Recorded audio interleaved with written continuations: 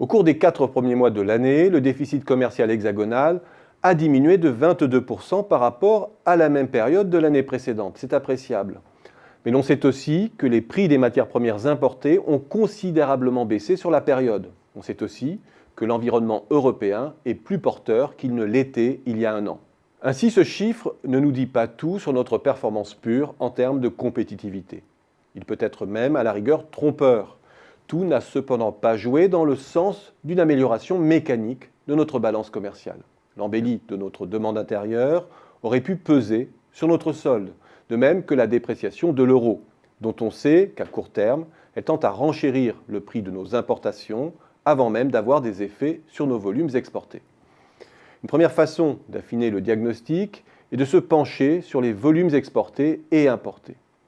Ils nous disent quelle a été la capacité de réponse des entreprises hexagonales à la double embellie de la demande externe et interne.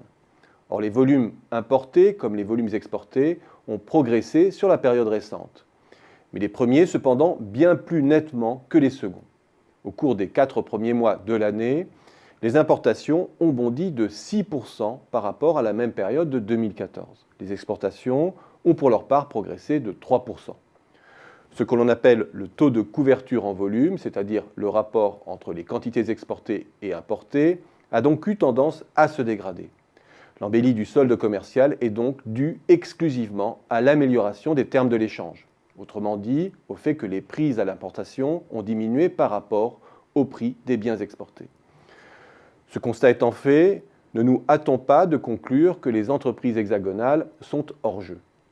Leurs exportations ont d'une part répondu positivement au surcroît de croissance périphérique et à la baisse de l'euro.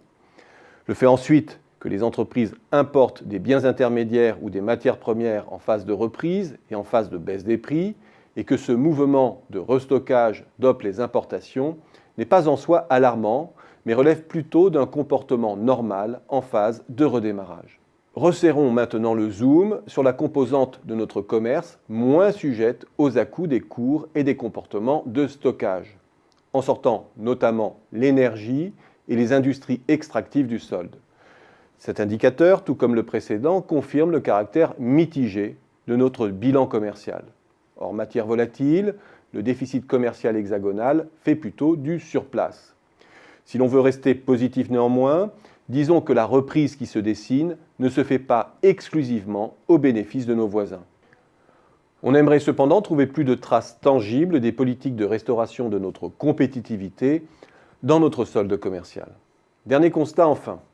Lorsque l'on regarde quels sont les produits qui contribuent le plus fortement à l'évolution de notre solde, hors énergie, à la baisse comme à la hausse, entre les 4 premiers mois de 2015 et de 2014, il apparaît un clivage assez net entre d'une part les biens destinés à la consommation finale, dont le solde se dégrade avec la reprise de la demande intérieure, les matériels de transport, les produits électroniques, le meuble, la joaillerie, les articles de sport, le textile, etc.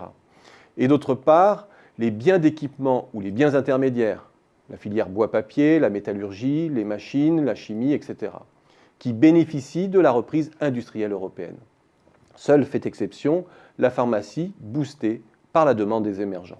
Bref, cette décomposition nous rappelle la vulnérabilité de nos équilibres extérieurs à une reprise isolée ou trop forte de la consommation. Et derrière l'embellie apparente, tout indique que la France, si elle est sortie de la phase d'hémorragie commerciale des années 2000, est encore loin du but en termes de restauration de sa compétitivité.